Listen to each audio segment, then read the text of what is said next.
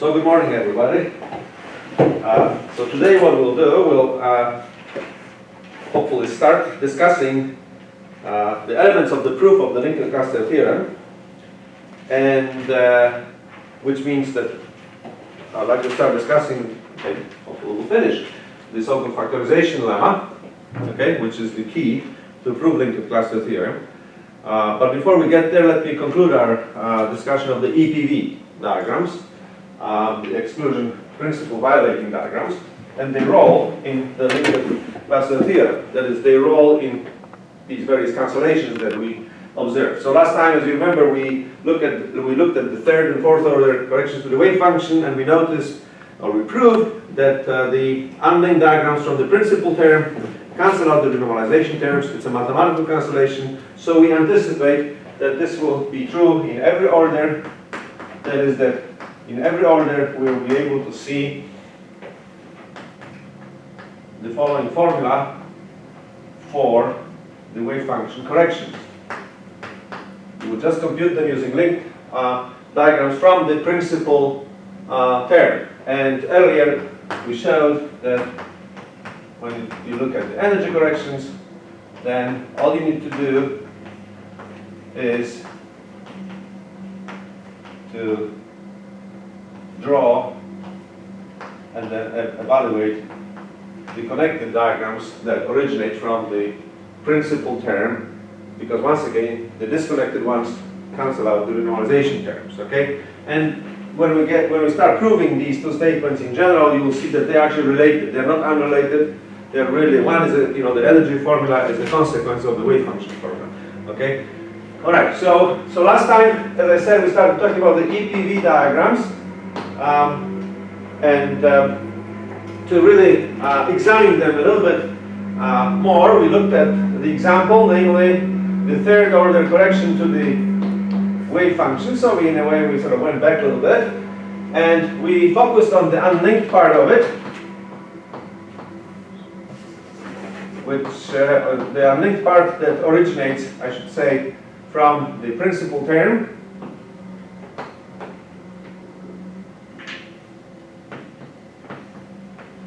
Okay, and then essentially what we did is we noticed that in order for the cancellation of these unlinked terms with the renormalization terms to be complete, okay, you have to allow EPV terms. The way it happens is that if you look at these unlinked diagrams, that was I was drawing this last time, so just quickly, right, what I did there, we looked at the unlinked diagrams, the time versions, two-time versions that we have in this case, okay, and then, those are the denominators in them, because they all come in the first power, because this is the principal term situation, okay.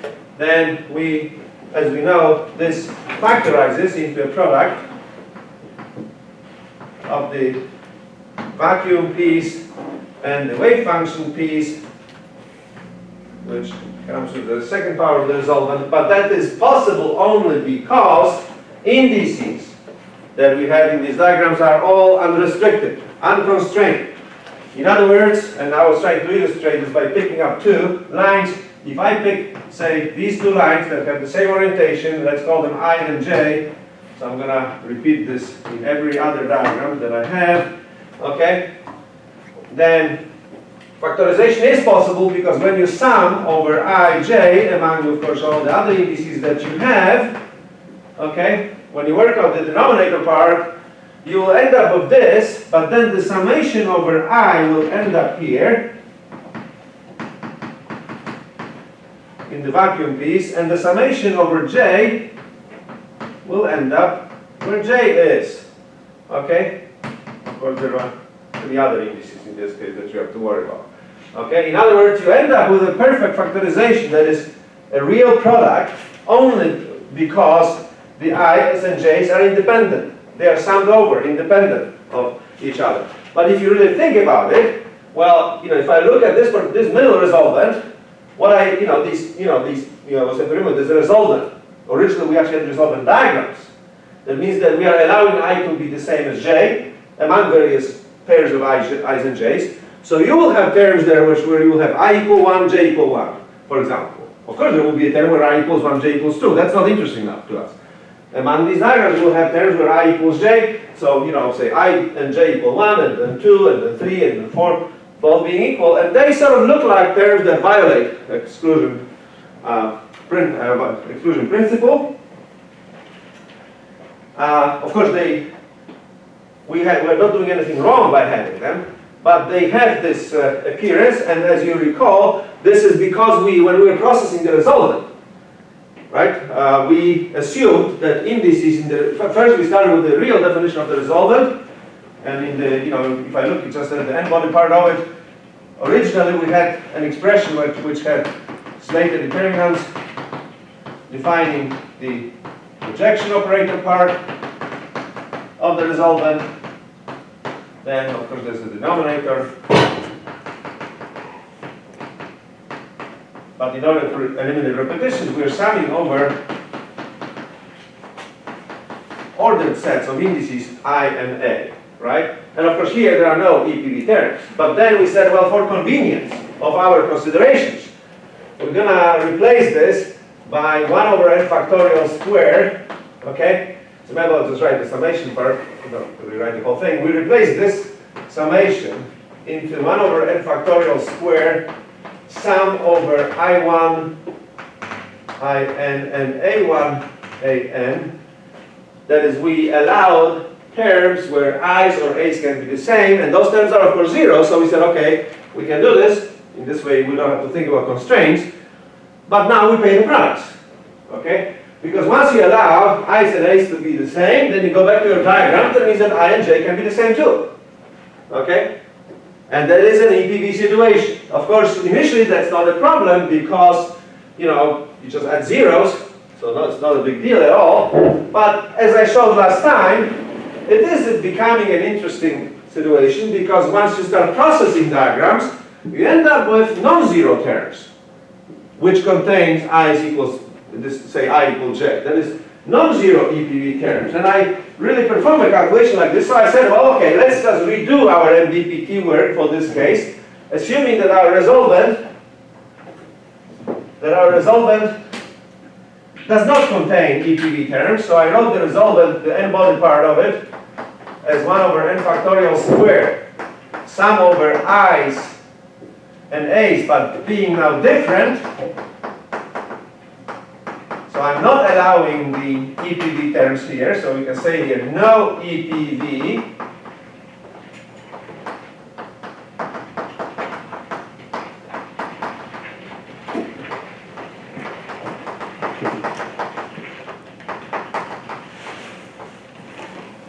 Okay.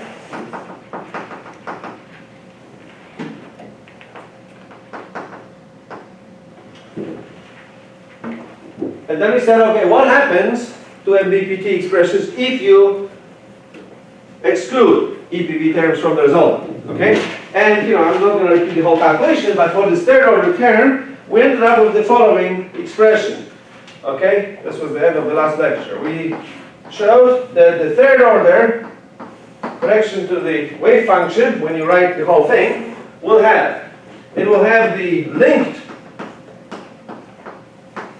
diagrams, but with I different than j, meaning no EPV here, because if we assume that no EPV in the resolvent, then of course that will, you know, carry over into all terms of our expressions. That means that we'll have then the principal or linked terms with no EPV in them, and then we'll have unlinked terms with no EPV in them, and then we wrote them as the all unlinked minus the EPV. That's how I did it. Then we noticed the cancellation, and we ended up with this formula. So let me write our final result from the last class, which was this situation. Okay, so we have I here, first power of the resolvent, square of the resolvent. Okay. In other words, we did, we eliminated the renormalization terms. However, we were left with this. Those are, and if you go back to how we obtained this term, where I and is the same here and here. Okay, this term is simply obtained by considering unlinked EPV diagrams. Okay, two of them here. So there's one, which is exactly the unlinked diagram that we have there, where I equals j. Okay, so I'm going to have a summation over I only. Okay, so I have I here, I here. Those are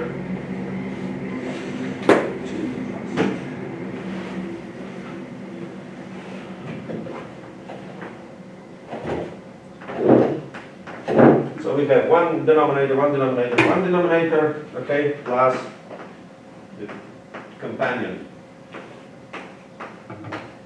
diagram where you have I here, and the resolvent are now done this way. Okay, so those are unlinked EPV terms that are left uncancelled.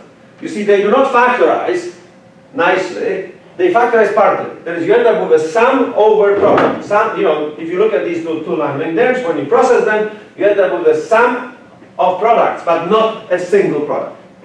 Okay? Because I here and I here is the same. So you have terms where I equals 1. So you have 1, 1, then 2, 2, then 3, 3, and so on. However many electrons or fermions you have, okay, in your system. Okay? And of course I could repeat this for unoccupied lines with unoccupied indices as well, right? So then I asked at the end of the last lecture the question. So what exactly then? We know of course we know there is final result. We know that in the end we do not have these terms in linked classical theorem, right? Because we already showed 3 examples that they are gone eventually.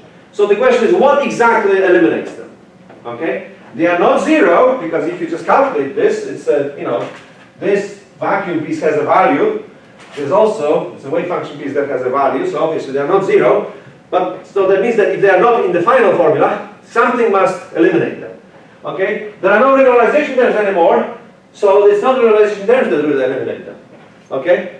There must be something out of the principal term that does the elimination. So let's do the following. Let me rewrite this expression in the following manner. Once again, I perform the addition to subtraction trick. Okay, so I'll write the link part that we have there, which does not contain EPV, as follows. I will write it as all linked diagrams, where those are now with EPV, and then I will subtract, okay, the linked diagrams of the EPV type. So linked diagrams where in our notation I equals j. Okay? So those are EPV linked diagrams. Okay? So this gives me this whole thing here. Okay? Those two terms give me this. And then I subtract this part. Okay? So I subtract our unlinked EPV diagrams.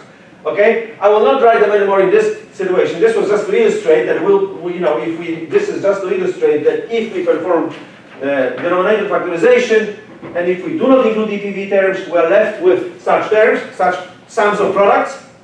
Okay, but we know that those sums of products correspond to unlinked EPV diagrams. We know this already. So I'm going to simply write this instead of this in our final form, in our formula here. Okay, so I'll write it again as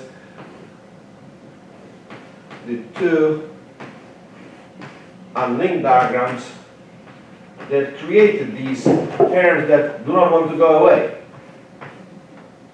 Okay, so we have again. So we have denominator, denominator, denominator, denominator, denominator, denominator, and I'm going to again emphasize our two lines of interest, the I and I, in both cases, okay? So those are the unlinked EPV, okay? So we already know the result. We know that this is going to be our result, just this, which means that this part must be eliminated by something from here. Okay? That's the only way to reconcile with this situation. This is not 0, because this equals the product. the sum of products, so that's not 0, okay?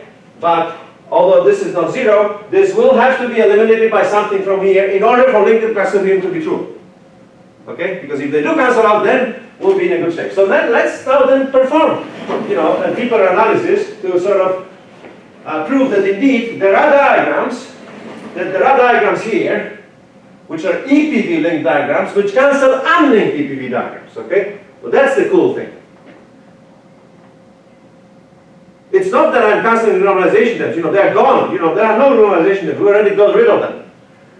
But you're going to see an interesting cancellation, okay?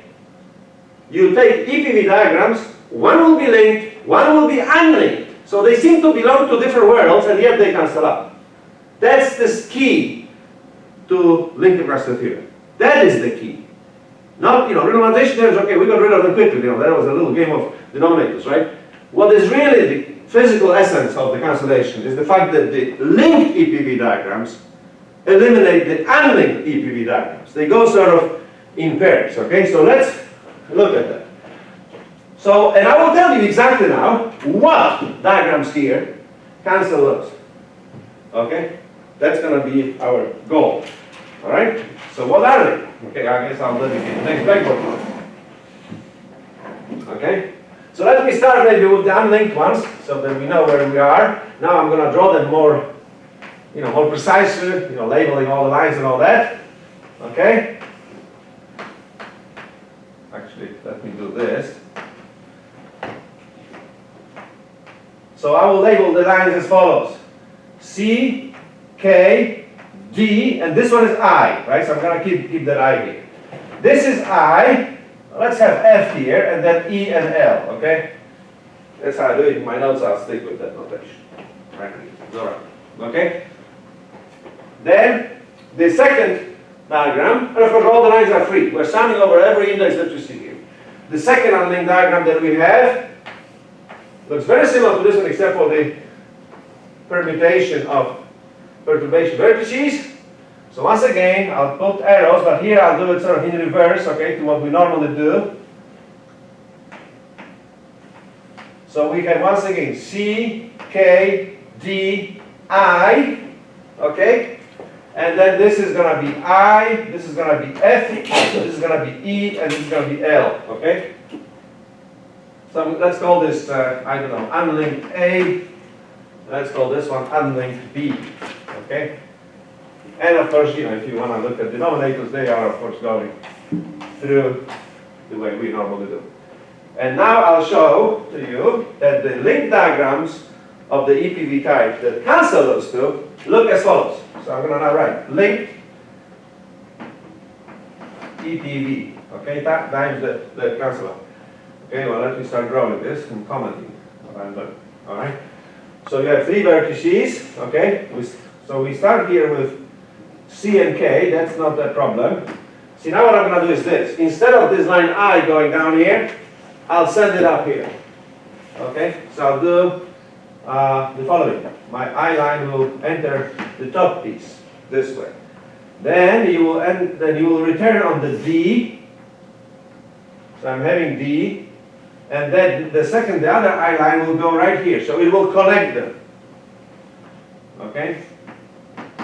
Then the F line will be leaving here, and then we have E and L. Okay? You see this, what I did? I just sort of flipped those two lines. They are labeled by the same symbol, so I redrew the diagram. That's a different diagram. But you will see that that diagram cancels that. That is linked, that's unlinked. You will see now that they cancel. I think that's really a cool aspect of many-body theory, right? That such things can even happen. So which means that it tells you that for the EPV, the concept of link and unlink is a little bit tricky. Alright? Because if things cancel out, you would say not only they are related somehow, but linked and unlinked, formally speaking, are really like two disjoint separate categories, right? But it is only possible because we have these I's identical. If I was not J, that would not be true. Okay? So for this one, of course, you know, it's just a time version, so not difficult to see, I guess. So once again, C and K, so that goes at the top. I'm repeating essentially what you see here, but once again, I enter with an I here. That's my occupied line I. Then I go to D. I hope you can see this. There's a D here, okay? You redraw it. You don't have to do anything. Keep drawing. I will try again so I can put all the symbols. Make more space, I guess. Okay, once again. K and C. Then we'll have, as I said, we enter with an I. We go here to D. Let's do this maybe. Then I goes here. And then, of course, we're leaving with an F. And then E and L. Okay? And denominators the usual way. Okay? So I'm going to call them. This one will be linked A, and this will be linked B. Okay? And I will show that unlinked A cancels the linked A, unlinked B cancels the linked B. I'll actually pick up only the first pair, this one here, because the other pair is really pretty much repeating the whole calculation, just with slightly different denominators. Okay? Alright. So let's do this. And you'll see something. I don't know, you'll see, I'll ask your opinion at the end, but I really think that this is really very interesting, okay? Because this actually historically led to some confusion, in various development efforts. These are not very old concepts, they have, say, a few decades, but not really very old, right? And the fact that the link diagram can cancel that link diagram, the fact that the diagrams can cancel renormalization, then that's kind of okay, some game of denominators, okay? So you saw that was not difficult to see. But the fact that the link diagram, which by definition is something entirely different because it has a vacuum piece, it has no vacuum pieces, right? Can cancel a diagram that has vacuum pieces, okay? But that's more interesting, right? Because they are really like two completely separate categories. But that is possible because it's EPV. If this was not EPV, we would not see that. Okay, so anyway, so what I have to do the usual thing, draw the Brandel diagram. So let's start with the unlinked A, I guess. Okay. So the Brandel diagram for it. You already know very well how to do this, so I'll not be spending, I guess, a lot of time, but still we have to do it. So we have D here. Here we have I. Okay, that's the. So we're looking at this picture. Okay, and then here we have the D vertex, and we have lines that go like this. So F, I, and E, L. Okay, that's the diagram. Maybe now I'll use color for the denominators. So here, here, and here we have our denominators or resolvents. Okay,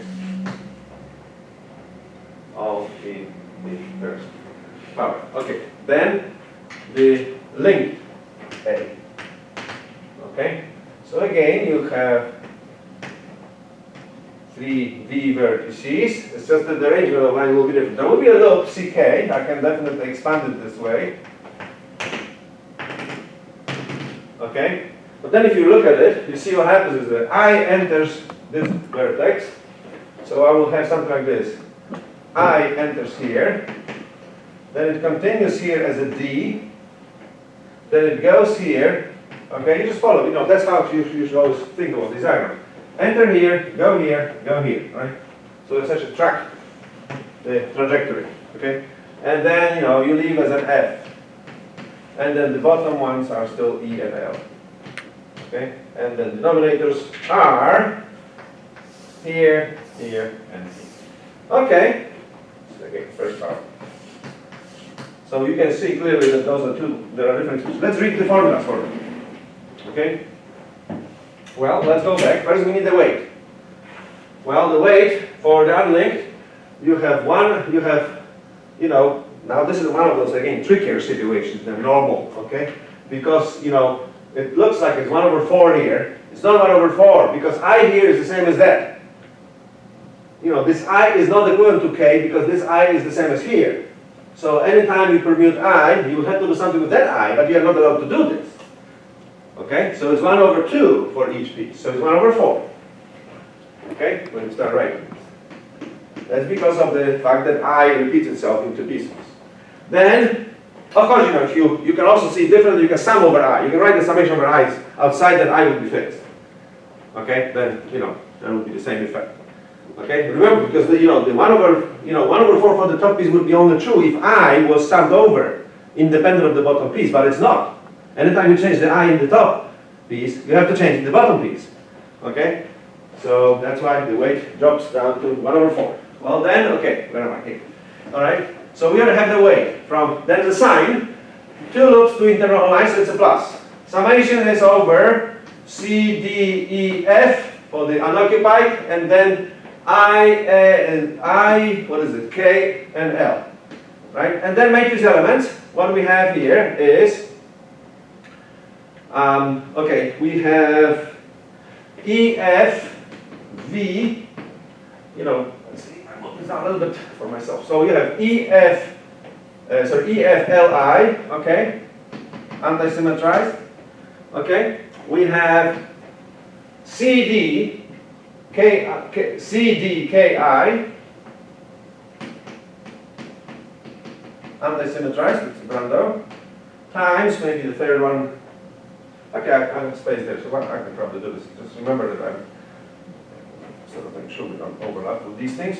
Okay, so the next one is K, I, C, D. K, I, V, C, D, anti-symmetrized. Okay? And then you look at the denominators. So I use this delta notation instead of the kappa, you remember, or epsilons, the delta notation. So it's going to be the denominator in the first power 4. Let's start reading from the right. So I guess I will have the IL for occupied, semicolon, for unoccupied, I have EF. Okay, then for the long denominator in the middle, we have I and I. So you see that's the interesting case. You have I twice here and there, and then you have KL. Okay, and after semicolon for the unoccupied, you would have to say CD, EF, all the lines that we have. And the leftmost would be again ILEF, which is what we have here. So I'm going to square it. Okay, so that we don't have to waste space. Square it. Okay, and remember what this denominator is. It's epsilon I plus epsilon L minus epsilon E minus epsilon F. That's how you read it. Same here. Epsilon I plus epsilon I, so 2 of them, plus epsilon K plus epsilon L minus those 4. Okay? Alright, well let's read this guy. Alright, wait, you go back to the Hugenholz. Okay? Well here it's more transparent. There's 1 over 4 because you have the C and D lines equivalent here, and the E and F lines are equivalent. So it's 1 over 4 also. Maybe I'll start writing here. The summation will be also over C, D, E, F, and I, K, L. Okay? But the sign is different. If you look at the sign, you have 1 loop, but how many internal whole lines? There's K, and there is I. So you have 2 of them. 1 loop, 2 internal whole lines, that's the minus. Okay? So I'm going to write the minus. Then for matrix elements, they're going to be the same. Okay? And they are the same because I and that I are simply the same symbol. That's why they are the same. Okay? So, I'll just copy. Just from my notes. So E, F, V, L, I, anti-symmetrized, times C, D, V, K, I, anti-symmetrized, times K, I, V, C, D, anti-symmetrized. You can easily verify that those are the proper matrix elements for this roundout, and then for the denominators, of course, they will be the same. Well, because we picked up the pair that has the same arrangement of denominators, so no surprise. So we end up with delta 1 I L semicolon EF times delta 1 for the long denominator is I and K and L semicolon C, D, E, F. Okay, and then this denominator strikes again. So it comes with a square. Okay? Of course, I'm not done yet. Maybe I'll ask you, what have I missed? We have the scalar, we have the weight, we have the operators. That's right. Not operators. Slated determinants. Okay, this is MBPT, we're acting on phi 0. So remember, when you leave this expression with operators, operators are good if you don't act on anything. Okay, now we're acting. So what I missed obviously is, okay, good. So it's going to be a phi and phi here. Let's try to figure out what they are. So here, you just have to look at open paths, okay, of a diagram. So what you have is, say, EF is unoccupied, and the corresponding occupied is LI. So it's LIEF. Of course, you can rewrite it maybe nicely, but that's enough, okay? And that's actually how I would like you to answer questions about MBPT. Don't leave me operators, okay? Or anybody, for that matter, right? Those are determinants because those are wave functions. This we act on phi 0, okay?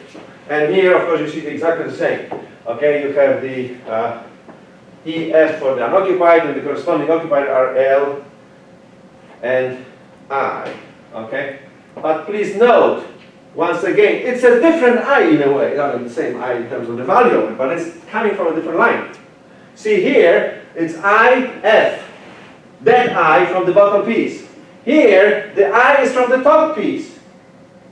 Okay, so they are identical expressions, but they originate from different arrangements of lines. But that's because it's EPV, because that I and I is the same. Okay, is this clear to you? That's the real meaning of EPV. Okay, all right, and I guess I don't have to say more about cancellation. I think it's obvious to you that they do cancel out. Okay, so our conclusion is that indeed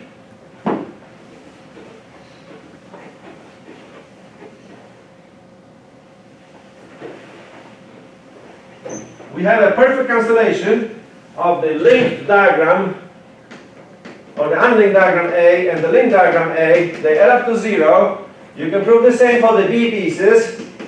Okay?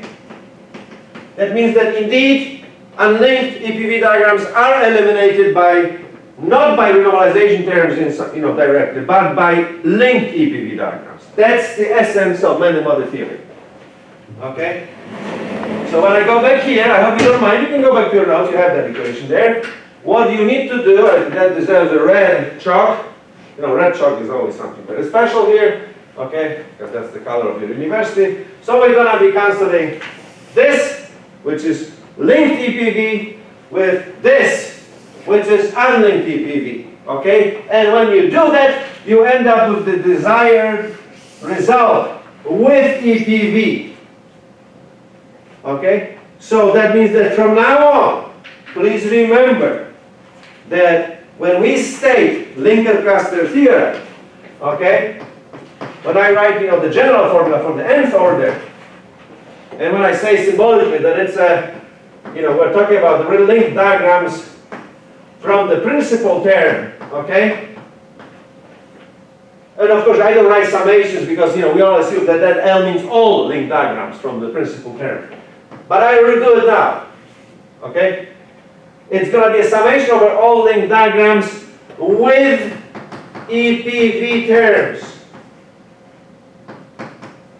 Okay? You cannot eliminate EPV diagrams even though it may be tempting to do so.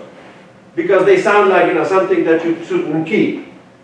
Okay? You have to keep them or no cancellation. Alright? And I prefer cancellation because it's a cleaner formula for various reasons. Okay? And actually, if you look at the lecture notes by Joe Paldus, he gives another argument compared to what you've seen here. But I'll bring it just so that we are consistent. In the lecture notes by Professor Paldus, you see sort of an illustration of this cancellation as follows. He kind of draws block diagrams. Okay? He picks up two vertices in a Goldstone representation. Okay? If you look at the notes that I shared with you, okay? Then, let's see, let's have lines in them here. Okay? Let's have, say, lines going this way. Don't remember whether he used them going this way or not, doesn't matter. Okay? And let's assume that that's an EPV situation. So you have, say, I here and I here. Okay? And you have I here and I here. Sorry. Now I'm not thinking straight. Okay, I'm gonna cross them. That's what I wanted to. Not to draw the same diagram twice. So I have a two Gaussian vertices, and then I have the same two Gaussian vertices, except that I perform the exchange of lines. Okay? Remember when we do these Gaussian diagrammatics, we do these line exchanges. So I have a line exchange. But because they are called I mean, of course, we are summing over I and J in general. But among those I-J pairs, there are pairs which are called I, the EPV ones. Okay, so then you end up with I here and I here. Of course, then there's the rest of the diagram. So imagine that some loops here. Okay, so I'm not going to be even looking there, right? I mean, let's assume we're not looking at the rest of the diagram, so you can kind of, that's what he's doing with his notes, yeah? It's like a little window, right, where you're looking, and then you're not looking for anything else in it, right? But if you look at this, as you can see, this maybe red is enough again. Okay, let's sort of remember that this goes somewhere there. These lines continue some sort of path, right? Here also, right? The point that these two pictures are making is this. You have two diagrams obtained by line exchanges, and they do cancel out, because if you compute them, the matrix elements will be the same, because I and I, because of the fact that you have I and I here and here, the fact that you recross them doesn't change the value of the matrix element. It's going to be I. But what will change is the number of loops. Because you can see by that recrossing, you are changing the number of loops by 1. And when you change the number of loops by 1 without changing anything else in the diagram, you change the sign. So they will cancel out. That's the argument that you see in his notes. I gave you a more elaborate argument, I guess, more detailed, using third order. So you can see the real cancellation by computing diagrams. But the bottom line is the same. We have EPV diagrams that cancel out. And now what happens, we know the origin. The origin of these diagrams is the allowance of the zero terms in the resolvent, the EPV terms in the resolvent. There were zeros there, but once you start contracting, you have to remember what happens. Resolvent is then enters MBPT equations. We used to draw the resolvent diagrams, right? And when they enter, you start contracting lines. When you start contracting lines, you end up with resulting diagrams, which will be distributed in various ways among all the sort of categories we have. It may happen that all of them, say those things that cancel out, that those EPV diagrams that cancel out, all go into the linked part. Okay, then you're fine, you don't have to worry about it. They cancel within the link, nothing to worry for us. Okay? But it may sometimes happen, once in a while, and I'll show you the example. It happens once in a while that the partners, the EPV partners that do cancel out, one of them is linked, one is unlinked. Okay, it's like what I said a long time ago. When I say 0, I can write 0 as 0 plus 0, or I can write 0 as 1 minus 1. Okay, it's still a 0, it's just that I have to cancel non-zero terms. Okay, that's what really happens. Okay, that's the real thing. So simply, contraction of lines change the whole landscape. And some diagrams that cancel out may end up in different categories. One is linked, one is unlinked. This is exactly why in linked regression theorem you cannot just say, oh, I'm not going to keep EPV terms because I don't like them. Because they somehow look like violating principle, poly principle, right? No, you have to keep them. If you don't keep them, you end up with terms which do not cancel. Remember when we were writing this. Okay? And that is important historically. It is important historically because, okay, I hope I did this part because it's, okay, you can learn MBPT without it, okay? Sure, you can see that this is a little bit of a detour, right? But that gives you the depth, in-depth information about how these cancellations occur. The key to success of cancellation are the EPV terms.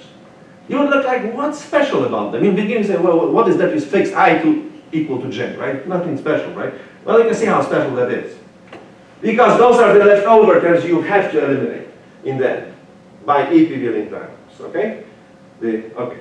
And this is important because once you realize how important EPV terms are, you can go back to history and see what people used to do with this. In the 1970s, okay, there was an effort, people will realize these sort of problems with size extensivity, because of course that's the key advantage of MBPT, is the fact that in every, correction of energy we have connected diagrams which leads to size extensivity, right? We'll talk about it. CI methods are not size extensive because they contain disconnected diagrams in the energy expressions when you analyze them, okay? Only full CI doesn't have them. Everything else has them. So of course, you can do two things. You can abandon CI and just do MBPT, cluster, what have you. Or you can say, no, I'm not going to abandon CI because it's a nice theory. It's an eigenvalue problem. You diagonalize the Hamiltonian matrix. Okay, so you may think of what is the minimum amount of the information that you need to bring to CI to make it size extensive. Okay, if you want to do it in a real way, if you want to convert CI equations into the size extensive theory, okay, you have to turn to couple cluster. That is the sort of the full way. Then you have all the good features. Well, you lose one. Variational bound. But other than that, you get all of them, right? All that are useful. Okay. However, this may look like an overkill. Why add so much? Stepping into couple cluster is adding a lot of terms to CI. How about if we just add the minimum, the absolutely true minimum needed to fix the CI problem? And as it turns out, you need to add EPV terms only. If you write the CI equation, they say singles and doubles, and you add EPV diagrams to them, you can convert CI equations into a size extensive theory, which is called CPAP, coupled electron pair approximation. There's no, I don't know about the nuclear equivalent of it, so I said electron. Okay, that's how chemists call it, right? And those are the methods that were done in the 70s. Okay, it's like writing CI equations and just throwing into them the minimum that you need. You see the minimum. The minimum is the EPV. If you add EPV, they will cancel out, right? Ultimately, right? So you have an extensive theory. Okay, so that's what you do. So in other words, whatever CI destroys by having terms that you don't want, the EPV diagrams will fix. Okay. Of course, you lose something when you do that. You lose the rotational invariance. We like methods of many-body methods to be invariant with respect to rotations of occupied orbitals and rotation of unoccupied orbitals. That is, so that when you rotate orbitals in the process of, say, changing the geometry of a molecule or whatever, right? Then you don't lose that invariance. Okay, the smoothness of the calculation in this way. All right. Of course, when you pick up EPV terms, you destroy this because rotation of if I have two orbitals I and I, say 1 and 1. If I rotate 1 and 1 into something else, 1 will become a linear combination of all of them, of 1 through n. And when I rotate the other one, it also becomes a linear combination of all occupied orbitals. So you will have all possible pairs as a result. Your equations after rotation, I becomes some linear combination of various j's, another I will become a summation of various j's, and you end up with all possible pairs as a result after rotation. So in other words, EPV diagrams are not rotationally invariant.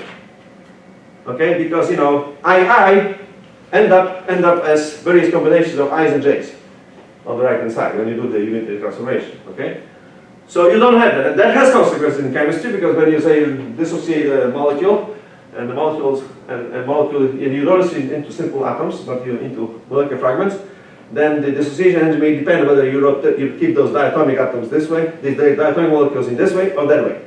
You will see the change in energy at the infinite distance, which is kind of ridiculous, right? Because it shouldn't be the case, right? You can restore this. You can actually then start from CPA and go and say, let's make it now in rotation invariant. That is by adding the minimum amount of information to insert. And then you will see that this is going to be an approximate couple cluster theory. So CPA methods eventually become what we nowadays call ACP, approximate couple pair methods. You see them in quantum chemistry programs. And of course, if you want to go all the way, that's couple cluster. Okay, so this is the sort of the way you go. You start with CI, which is not extensive. Go to CPA by adding EPV type diagrams. Then go beyond CPA. You can also call this some higher level CPAs, okay? It's a whole bunch of them, all right? And then after this, you continue, okay? This has been done mostly by scientists in Germany, Wilfried Meyer, Werner Kutzerny, Ulrichs, Reinhard Ulrichs, professors. And right now the person who is very active in this field is Frank Niese in Germany, okay? Who is behind the program called ORCA, very nice program. Okay? So that's, this is the sort of the relationship, right? You don't have to go all the way to couple cluster, you can stop somewhere in the middle, okay? End up with theories which restore extensivity out of CI, okay? And bring some other information. Okay, so I guess I think I'm done with EPV. I would like to talk about the factorization lemma. I think it's a good time to maybe have a little break.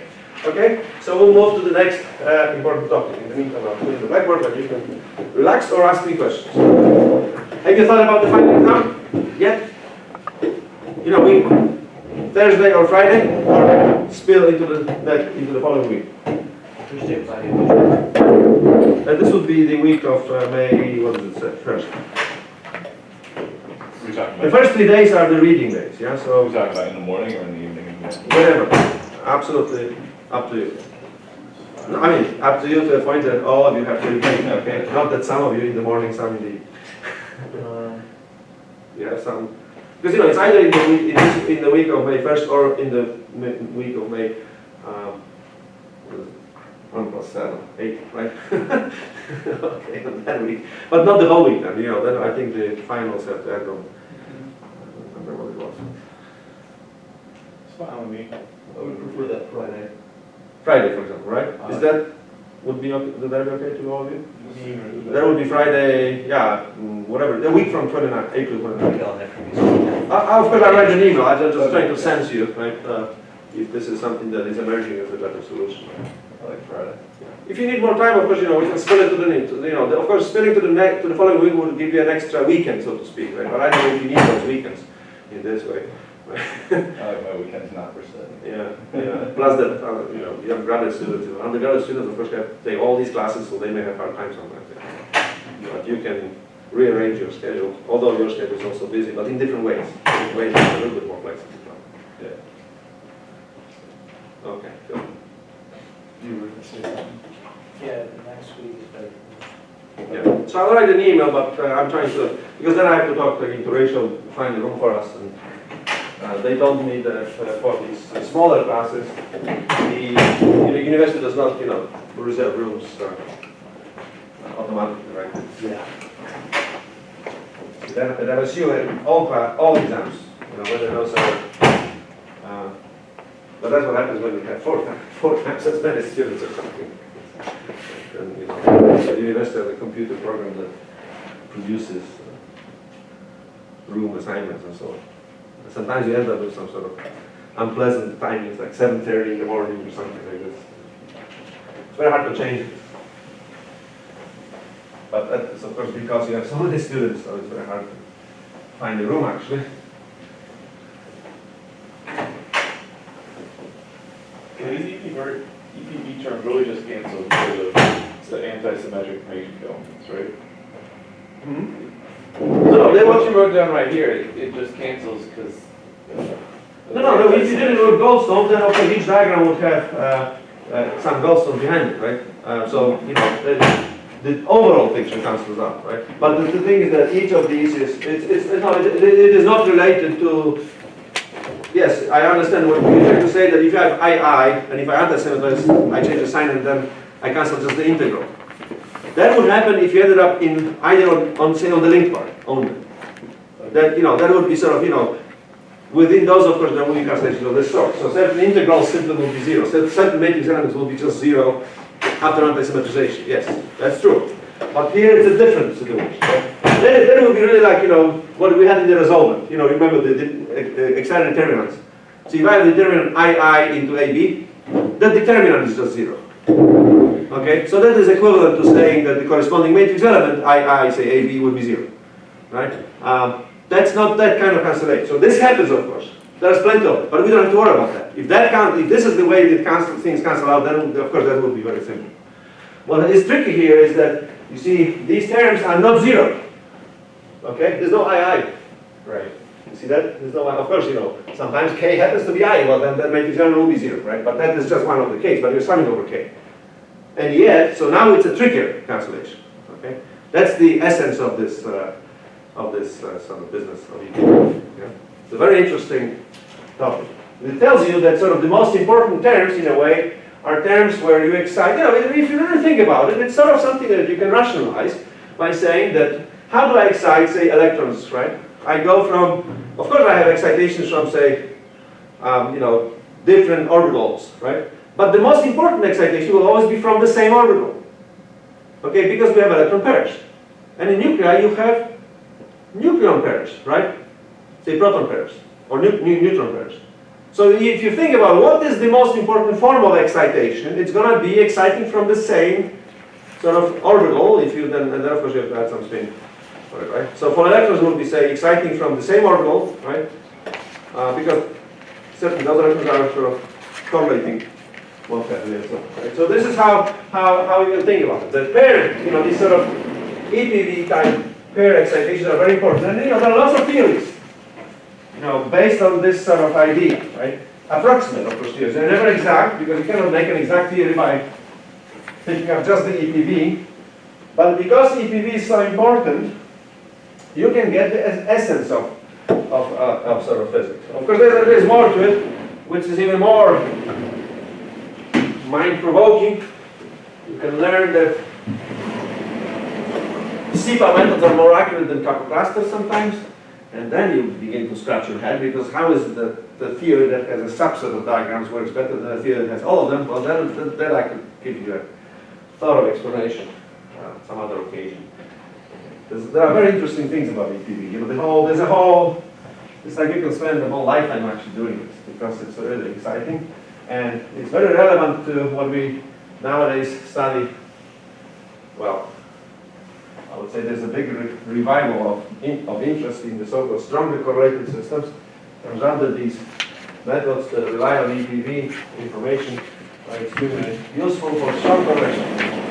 Okay, so there's a lot more than what we said. That's why I wanted to alert you to EPV, because you may step into such theories, right, sooner or later in various considerations. Okay. Anyway, let's talk about the factorization lemma. So our next big topic, which is now already part of the proof of Lincoln-Cluster theorem, is the factorization lemma. Okay?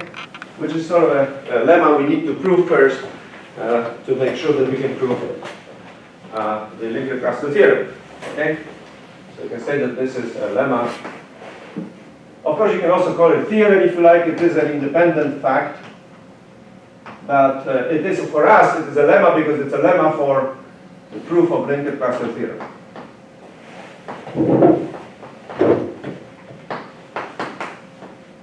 Okay. So what does the lemma say? We're going to be actually following the proof of it that was presented by Franz and Mills. It was a paper written in the 1970s, a beautiful paper. Okay, and that's what Professor Bond also uses in his notes, because I think, and many other people who are proving Lincoln-Cluster theorem again for time-independent considerations in the 70s. There were lots of papers, so revisiting the topic, like were built based on this neat theorem, or factorization theorem or lemma.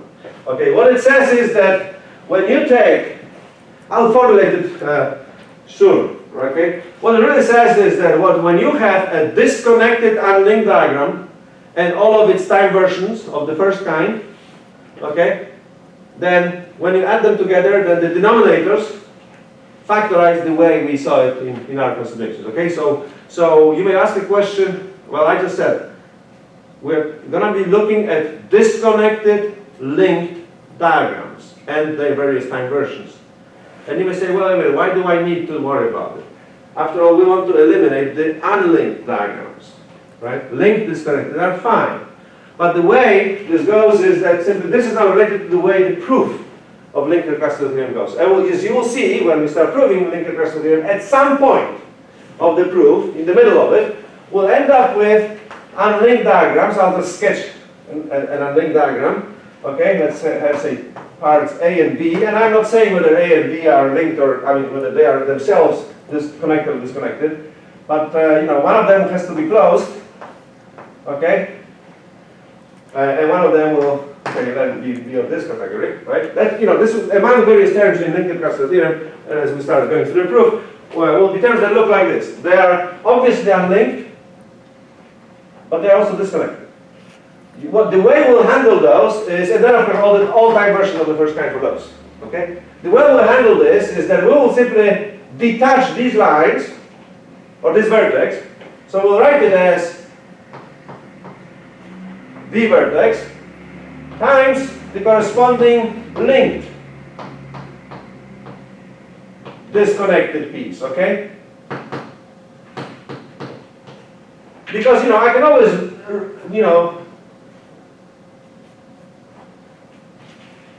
touch them back. Okay, connect them back. In other words, I can simply write this A part, okay, as a product of this times that, summed over all the indices of those 4 lines. Okay? That's what we'll be doing in the proof. I'm kind of giving you a heads up. So I'm going to remove these lines. Okay? So we'll write it like this.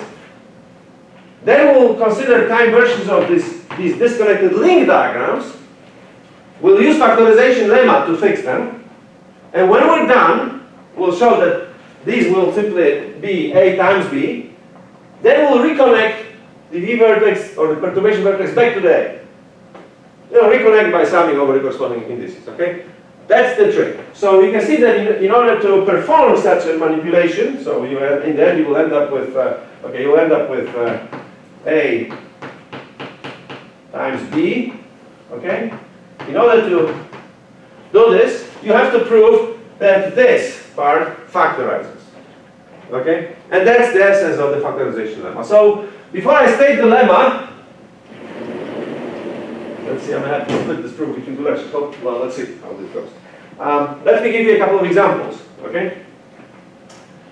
First, so we get used to this sort of the idea. So imagine, in principle, if you look at maybe I'll write it somewhere, what we're looking at, we'll be looking at disconnected, linked diagrams, okay, plus their time versions of the first kind, TV1s. TV1 is time version of the first kind, okay? Well, if you have disconnected link diagram, there are 2 possibilities, essentially. The parts in it are equivalent or not. Okay, so let's start with a situation where we have a disconnected, so my first example will be a disconnected diagram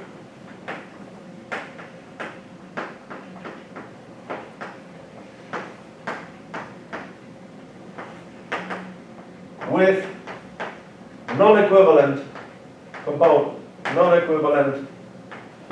connected components.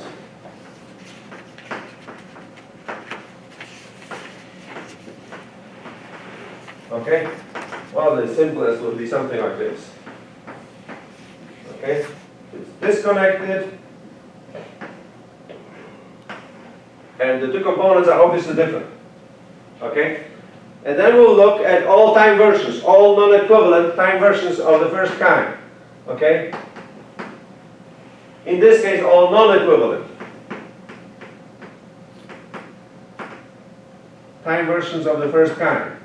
Okay? Can I keep this acronym TV1? Time versions of the first kind. So what are they then? Okay? Let's put the denominators. They will be obtained by permuting vertices. Not the bottom ones, but the top one. You can move it between the bottom 2, or you can move it to the end.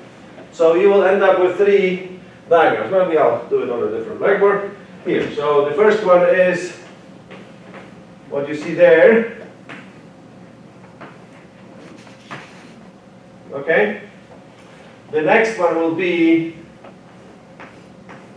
this one. And the next one will be, let's pull the top vertex to the rightmost position, and then we'll have the bottom part in front of the top one. Okay? So then our denominators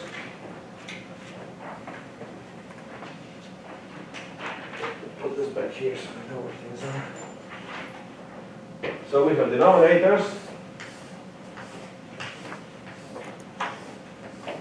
Okay, and like in previous cases, I will use those symbols A and B and C to label lines that go into the denominator. So the denominator part originated from this. These 4 lines of the top vertex is going to be called A here. Okay, then this one, here we have two different kinds of contributions to the denominator. These 4 lines will give us B, and those 4 lines will give us C. Okay, that's how we'll read this, okay, and N will stand for the numerator. Of course, as we already know, the numerators read from the weights and scalars and operator parts and signs, in this case will of course be the same. So the difference between these three diagrams are in the denominators. Of course, that will also, we have to remember that they will come in the first power. Okay? So I'll emphasize this as well. Okay, that's the situation. Okay, so let's work this out.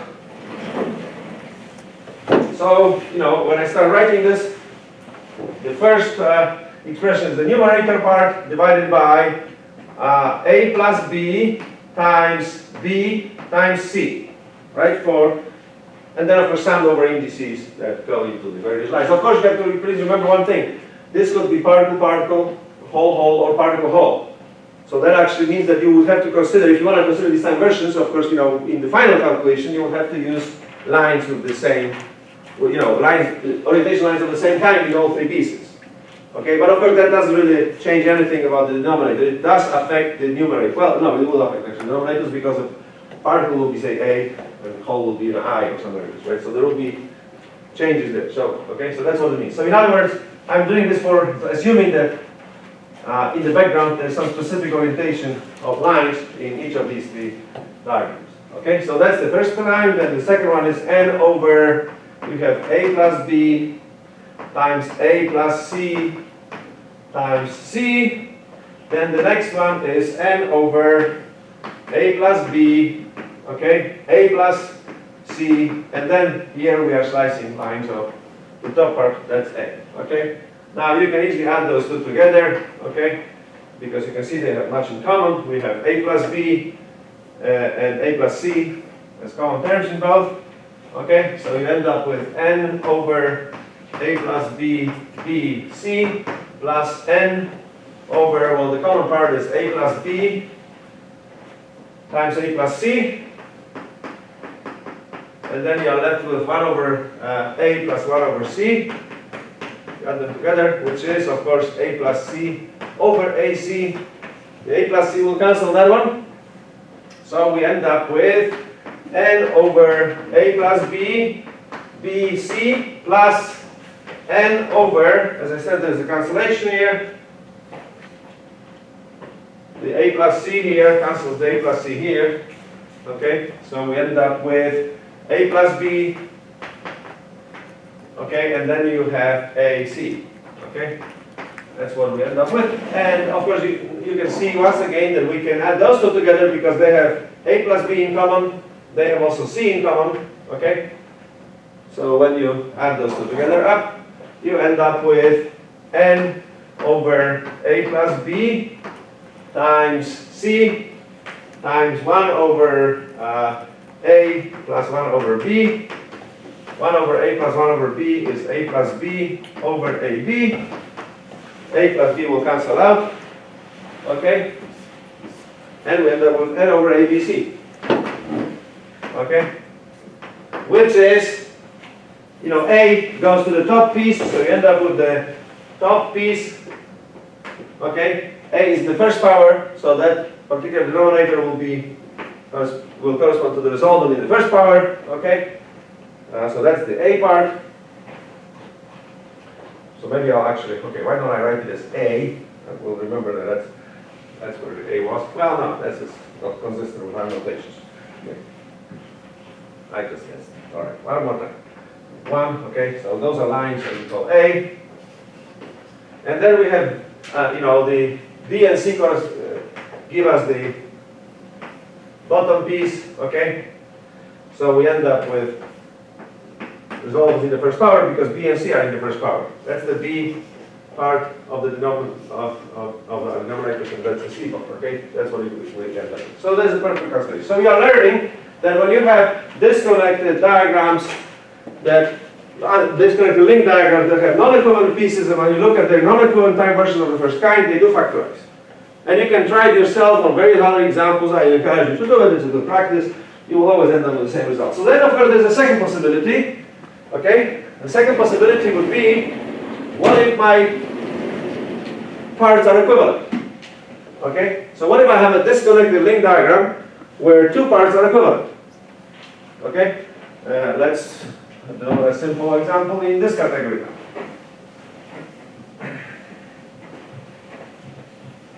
Okay. So we have now The second category, okay, I like to hierarchy. Disconnected, linked with equivalent connected components. Okay? Okay, so disconnected, linked with equivalent connected components. Well, the simplest example would be, how about if I just have two components like this? They are equivalent in the sense that they look the same. And then you wonder, well, okay, so what is there I need to do here? There are no diversions, because, you know, the only diversion would be just put this here, which would produce the equivalent diagram. Okay? So it seems like we're stuck. Okay? It seems like we cannot factorize terms like this. Well, that's wrong. Okay? That would be a wrong statement. What you have to do, and that's what actually this factorization lemma says, when you have you consider all time versions of the first kind. Simply, for the first case, when you have non-equivalent pieces, then all time non-equivalent time versions are the same as all time versions. Simply, you know, these two terms are synonymous. Okay. However, when pieces are not when you have equivalent pieces, then all time versions means that there will be repetitions. Okay. So if I say to this one plus TV1, as I said, you don't have to do this. You know, in other words, I can just calculate this term and I'm done. But if I want to do the factorization, I have to consider all time versions, including repetitions. Which means that in this case there will be one more. Okay, as you will see now. So you will have to correct this result by putting the corresponding numerical factor in front that avoids repetition. So here the two time versions are this way. Okay.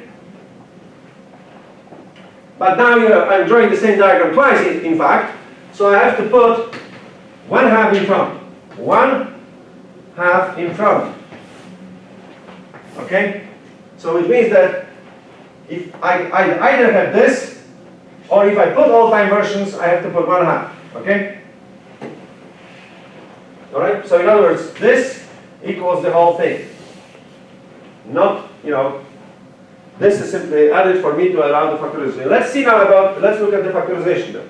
So I'm going to have our denominators here, and once again I'll use the same notation, the A and B letters for the denominator parts that I need. So I'm going to call this part A and this part B, okay?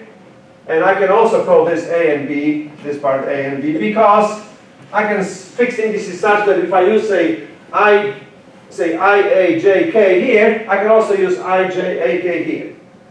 Sorry, IJ, what did I say, AB here, okay? And the same here. You know, I can call these four lines, say CKDL, and I can do the same thing here, because we are summing all of them over anyway. Okay, so I can call them what I want. Okay, so in other words, what I'm saying is that I don't have to use symbols I use here for this part. I can use the symbols that I use here for this part, symbols that I use here for this part, because I'm summing over all of them anyway. Okay, now the rest of the story is just absolutely trivial. You know, when you look at these two, when you want to add them together, following our factorization considerations, you end up with 1/2. Okay, the first one will be, again, the numerators are the same. I think you're already used to this fact, so it's going to be the numerator over A plus B for the long denominator in the leftmost location times B plus N over A plus B here times A. Okay, that's how this looks like. You can clearly see the A plus B being a common part, so you end up with 1/2 N over A plus B times A plus B over AB. Okay, that's the 1 over B plus 1 over A. A plus B cancels out, and we end up with 1/2 N over AB. Okay, so in other words, what I proved here is that this diagram equals 1/2 times N over AB. Okay, but what is N over AB? Well, N over AB is N over AB is simply a product of this piece, okay, with the, okay, with itself, okay. Because the fact that I call this A and B doesn't matter, you know, I'm still summing over all indices, so it's the same thing. So what you prove now is this. Okay, so you can also write it, I'll write it in a few other ways. 1 over 2 squared of this. Okay?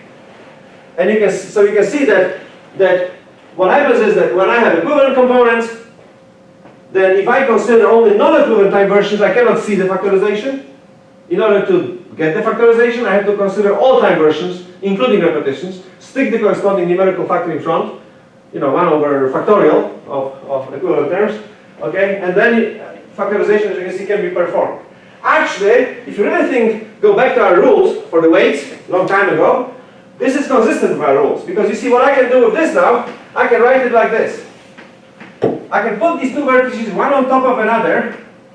You remember we talked about it when we talked about disconnected diagrams and computing weights for disconnected diagrams. You can put them on top of another, but with short denominators, this way. That is, don't cross all of this. You can't do this, okay? I'm proving that this is the square of this the piece with a short denominator, so it's this. Then I don't need to put 1/2. Because 1/2 is buried in our diagrammatic rules. You remember when we had disconnected diagrams, you can also permute them among themselves. When you put these along the same line, okay?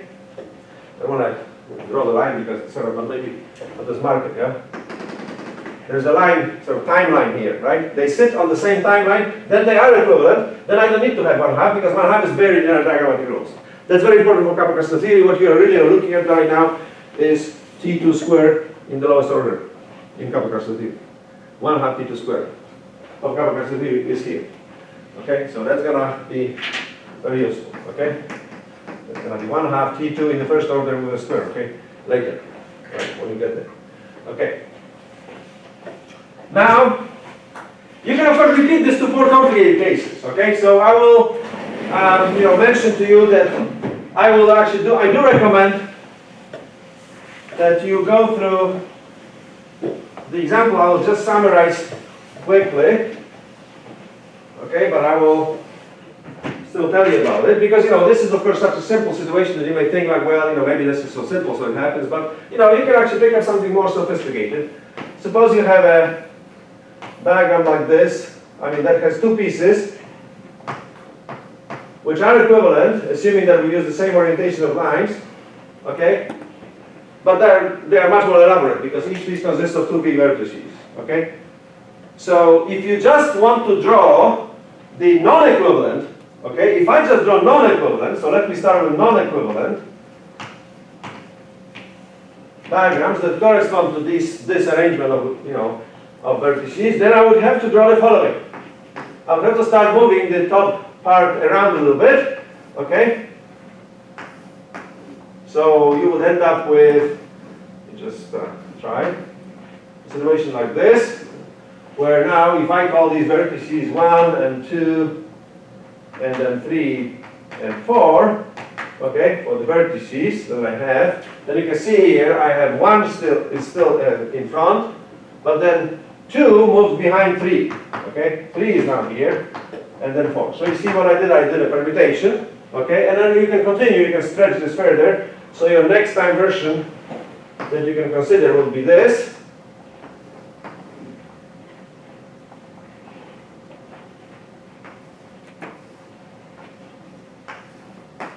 But the point is that those are all time versions which lead to non-equivalent diagrams. So if I want to just draw non-equivalent diagrams, those are the all non-equivalent diagrams. Every attempt to move these vertices around would lead to repetitions.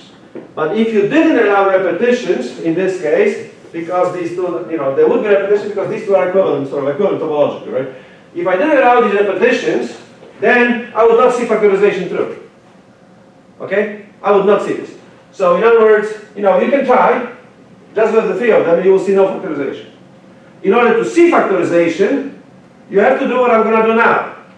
You have to say, okay, I'm going to simply put 1/2 in front, okay, and I'll repeat, I write the remaining 3 time versions, okay, and then I will have the entire expression in a factorizable form, but with an extra 1/2 in front. Okay, so then you will end up with, let me draw the remaining 3. You would have See, okay, this is good. All right, so this would be this one.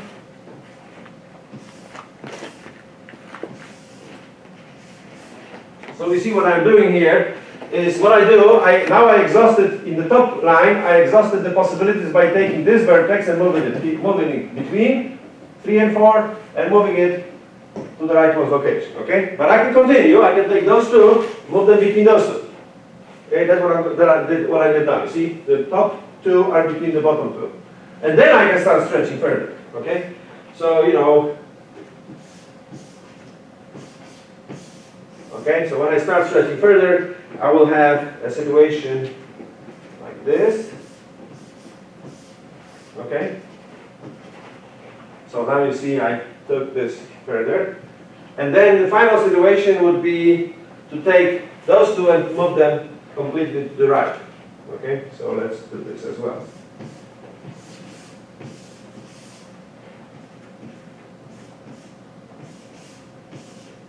Okay, so now you've got all time versions, but there are repetitions among them. Okay? You see, if you really look carefully, if I call this piece, I don't know, A, and then B, and then this one would be C, this would be D, and then E and F, you can see that A equals F. Okay, because all you need to do is to just flip, and you obtain the same diagram. B equals, see, where is it? Yeah, B should equal E, right? You see this. If I flip this, I end up here. Okay? So B equals E. And then C equals D. Okay? So there are repetitions because I allowed all time versions. But because I allowed time versions, now you're going to see factorization. That's what I would like you to do, okay, at home. Just, you know, slice it to the lines. Okay?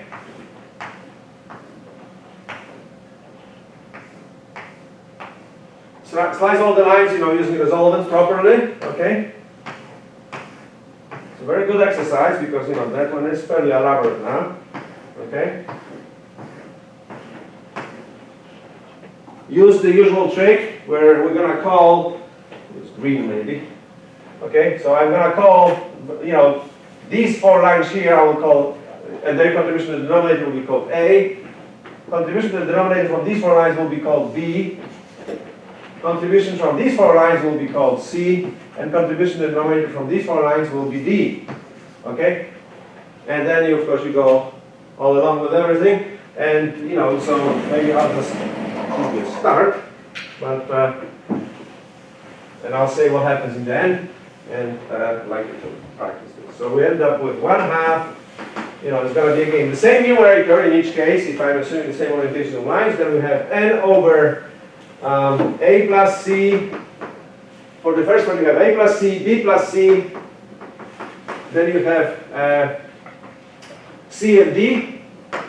Okay, the second one is n over A plus C, B plus C, B plus D. So we're slicing.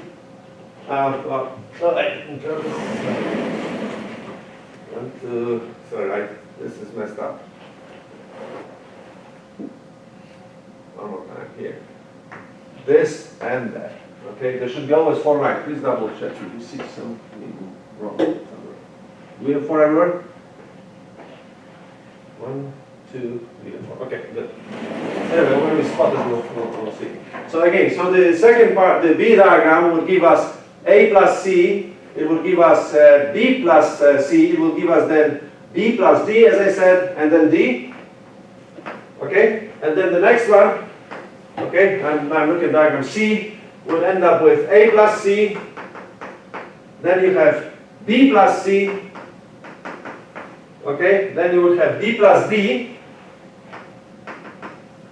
and then times B, okay, then when you look at the bottom 3, you will have the numerator part over. We have again A plus C, we have A plus C, we have A plus D, we have B plus D, and we have D, okay, D here. Then we go to the E, that's a numerator over A plus C, then we have A plus D, Then we have B plus D. And then, I'm talking about diagram E now. That's the B. And the last one is the numerator over A plus C. Then we have A plus D. Then we have A and B. Okay, and I guess I have to close the bracket. Okay, double check.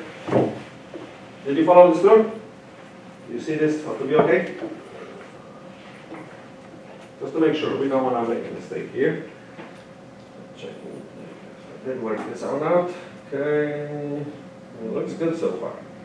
Okay, so my suggestion to you is to just work it out. Okay, so you can combine those two together and those two together first. That would be my advice, because you can see they have lots in common. They have A plus C in common, B plus C in common, and B plus D in common. Okay, so that means you end up with 1 over B plus 1 over D. Same with the next pair. You have A plus C, A plus D, and B plus D in common. So those are easy to add up. But then you end up with 1 over D plus 1 over B. When you process this further, in the end, you will end up with 1/2 N over A, B, C, D. Just like that, which is 1/2, and then you simply have to take each of these pieces, okay, with their corresponding resolvents, and you just multiply them together. Okay, that's all. So there is a perfect factorization. But you can see, in order to obtain this, in other words, you can take the square of this long piece. Okay, that's what happens. 1/2 square. Again, this is, you will see later, that's actually an approximation to the T2 cluster. It's a second order correction to one of the second order corrections to the T2 cluster in couple cluster theory. That will be T2 times T2, that's T2 squared, 1/2 in front. Okay, that's what originates from the exponential ansatz. So you can already see that this exponential ansatz is sort of sensible, right? Because it will reflect on these various product terms. In other words, we'll be recovering link diagrams of the wave function. So I hope that you're beginning to see already this sort of content of it, right? What's coming. You can see I'm doing what I'm doing. I'm looking at link diagrams. Link disconnected diagrams. Now, in general, if I look at the MBPT wave function in various orders, we have link diagrams in them. We already know. I mean, we didn't prove it, but we know that that's what's coming next, right? We'll have in every order with just link diagrams. We'll add them together. Among the link diagrams, there will be connected ones. You will see that connected ones define the cluster operator of couple cluster theory, the T, what we call T. Okay? Then you can see from these little manipulations, the linked disconnected diagrams will start forming T2 squared, T squared in general, T cubed you have 3 pieces, T to the 4 you have 4 pieces, T to the 5 you have 5 pieces, okay? So those various powers of T that will eventually sum themselves over into the e to the T, those various powers of T represent linked disconnected diagrams. That's the cool thing about couple cluster theory. In the beginning, that's at the beginning, okay? That it is obtained by simply summing over all MBPT orders to infinity, and by simply collecting connected diagrams into the cluster operator, and then by collecting all the linked disconnected diagrams into powers of T, which can be resummed into e to the T. That's the trick that was performed in 1957 by Hubbard. Okay, my view is one of those magnificent, glorious achievements of human mind. Okay, that you can do such things, all right? That's going to be the beginning. So essentially, one thing at the end I have to finish here, is this. So is this all clear, first of all? You can see, so what we'll do next, we'll start by formulating factorization lemma. Factorization lemma will tell you that what you see through these examples is true in general. It tells you that if you take a disconnected link diagram, and all of its time versions, you can see it's critical to have all of time versions, not just the non-equivalent ones. Because like in these cases, when you have the similar components, you have to have also the equivalencies, okay? You have to include equivalent ones, or they don't factorize. So, in other words, factorization lemma tells you that if you take if you take a linked disconnected diagram with an arbitrary number of pieces, and if you consider all time versions of it, of the first kind, they all add up, okay, in this nice way where the denominators factorize into simply products of denominators of individual pieces. In other words, you end up with a product of individual pieces. Okay? Okay, and I was thinking, and these additional factors like 1/2 was just to make sure that if someone does the real MBPT calculation with it, that you don't repeat yourself, right? I mean, so I'm putting 1/2 just to make sure that the result should be with 1/2, well, in terms of the actual value of the wave function that comes out of it. But if you need to perform factorization, you have to consider all time versions of the first kind. You remember we introduced time version of the first kind as some sort of a, well, one of those terms you think you have to just memorize, right, for the exam. No, it's not that. You see, it's very critical to understand that diagrams group themselves in time versions. And those time versions are essential to understand the factorization. And factorization understand to the discovery of Caputresco theory. Okay? Which is now the preeminent theory of many body physics and chemistry. Okay? So, that's how this goes historically, right? One thing I want to say at the end is this. You have in your homework an example that I would like you to do, which is this thing. Okay? Remember the problem there? You haven't, this is also an example of the linked disconnected diagram. Okay? And I'm asking you to perform factorization of it. So in other words, this is a situation similar to our examples. Okay? Those are the lines, and if you do just this, then you cannot see factorization. Your role will be to come up with all time versions of the first kind of it, and prove that this equals 1/6, that's your role now, times a cube of this. Which is actually another illustration of what I just said about Caputresco theory. This is T2 cluster in the lowest order. So this is 1/3 factorial T cubed, which is part of the exponent, as you know, of e to the t. So you'll be proving yourself, what is really important for what Harvard did, okay, in his work. Okay, you have now a disconnected link diagram with 3 pieces, and you end up with a cube. Okay, that's how this will work. So so now you're going to be enjoying what really was done, not that long time ago. I know it sounds like 50 years or something. It's a long time, but compared to a few hundred years since Newton, that's already we made progress here. We're getting closer and closer to 2016. Okay, all right. So I'll see you on Monday. Any questions? Do not hesitate. We'll start next week by proving factorization lemma. I guess we'll start working on setting up the exam.